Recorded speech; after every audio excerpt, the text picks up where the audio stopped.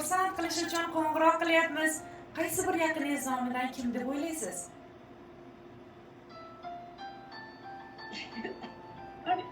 Qizlarim dedim.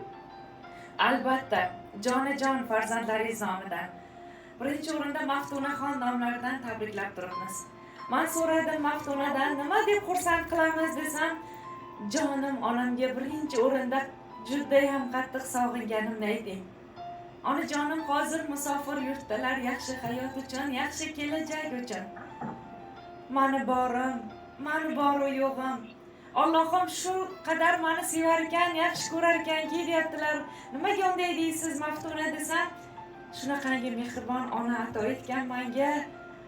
Opajon bilasizmi dedilar menga, ha desam, men juda ko'p kasal bo'lardim. Yoshligimdan hozirgacha onajonim faqat meni o'ylab, esimni tanibmanki, mana 31 yoshga kirdim, hozirgacha bolam yaxshimisan? O'zingni ehtiyot qil deb xavotir oladilar. Ba'zida o'zimni koyiyman. Qachon onajonim menga o'ylamasdan, mendan xavotir olmasdan, men xavotir ola boshlayman onajonimdan. Qachon o'rin almashamiz deb o'zimni koyiyman. Agar dunyoga qaytadan kelsam, ikkilanmasdan, o'ylanmasdan, javobi qanaqangi bo'lishidan qat'iy nazar onajonimni ona bo'lishlarini yolvorib so'rardim.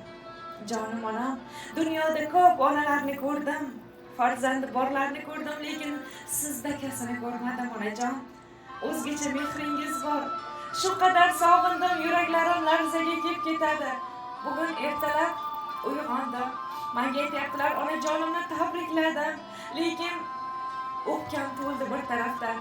Bag'rlariga bo'lib, iforlariga to'yib nafas olgim keldi. Aytdilarki, bitta chiroyli she'rim bor, shuni aytib bering dedilar. Qabul qilasizmi opajon?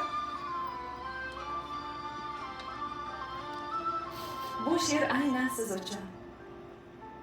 Rahmat kattakon. Ilohim qizlarim sog' bo'lsin, salomat bo'lsin, o'g'lim sog' bo'lsin. Ilohim. Hammaga sog'lik tilayman. Rayhonim, aslo so'lmang. Sira ham dardga to'lmang. Jannatim, jonajonim. Ona, siz kasal bo'lmang.